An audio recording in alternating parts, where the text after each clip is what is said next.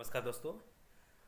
वर्ण व्यवस्था के बारे में ज़्यादातर लोग कंफ्यूज हो जाते हैं कि ज़्यादातर नहीं कहूँगा लेकिन कुछ एक छात्र उलझन में पड़ जाते हैं कि वर्ण व्यवस्था में कर्म आधार क्या होता है और जाति आधार क्या होता है। तो मैं अपने सरल शब्दों में इतना ही कहूँगा कि प्राचीन भारतीय का समाज और वर्तमान का जो भारतीय समाज है, वर्ण व्यवस्था तब भी कायम थी और आज भी कायम है।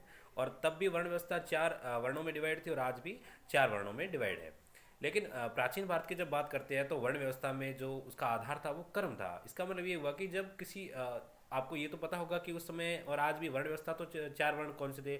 सबसे ऊपर ब्राह्मण, उसके बाद क्षत्रिय, उसके बाद वैश्य, उसके बाद शूद्र आता था। अब मैं कर्म जब आधार था तब की वर्ण व्यवस्था के बारे में ये बताऊंगा कि जब प्राचीन भारत में जब वर्ण व्यवस्था कर्म पर आधारित थी तब इन चारों वर्णों में किसी भी वर्ण में अगर कोई बच्चा जब जन्म लेता था तो जन्म के बाद कुछ देखो ये कोई हमारे को फैक्ट नहीं मिलते हैं, लेकिन हो सकता है कि वहाँ पर कोई प्रतियोगिताएं हो या उनमें आंकने के कोई ना कोई मतलब साधन होंगे।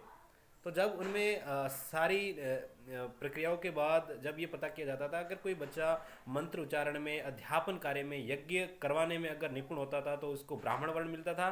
लेकिन अगर वो ब्राह्मण वर्ण का कार्य न कर पाता था तो उसे क्षत्रिय वर्ण में जाने के लिए उसके पास योग्यता के रूप में अगर वो युद्ध कर सकता है, अगर वो बाहुबली है या फिर उसमें एक वीर के गुण है तो वो क्षत्रिय वर्ण में आ जाता था।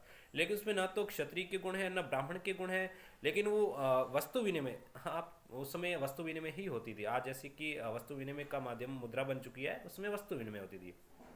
तो वो वस्तु विनिमय कर सकता था, पशुपालन या फिर ऐसे कार्य कर सकता था व्यापार से संबंधित, तो वो वैश्य कहलाता था। अब यहाँ पर ना तो वो वैश्य का कार्य कर पा रहा है, ना ब्राह्मण और ना क्षत्रिय, तो वो ऑटोमेटिक शूद्र कहलाता था। तो वर्ण व्यवस्था जब कर्म पर आधारित थी तो किसी भी वर्ण में अगर कोई जन्म लेता था तो उस पर कोई वर्ण थोपा नहीं जाता था। अगर वो जैसा कर्म करेगा उसको वैसा वर्ण मिल जाता था आने वाले समय में।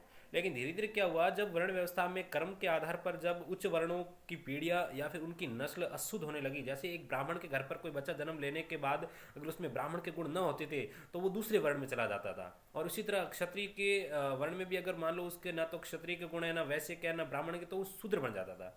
तो उच्च वर्ण के लोगों ने इस तरह से अपनी जो नस्ल में अशुद्धता जो आ रही थी उसको समाप्त करने के लिए वर्ण व्यवस्था में कर्म को हटा दिया और उस पर जाति का आधार थोप दिया गया।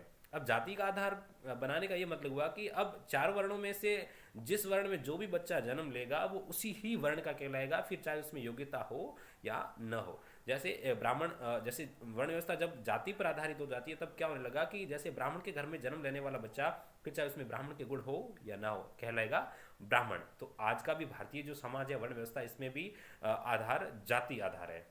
हाँ, लेकिन अभी जो हम देख रहे हैं वर्तमान में शिक्षा एक ऐसा माध्यम है जो वर्ण का आधार भले ही जाती है लेकिन सब में एक शुद्धता को व्याप्त करता जा रहा है शिक्षा। तो वर्ण व्यवस्था में ये चीज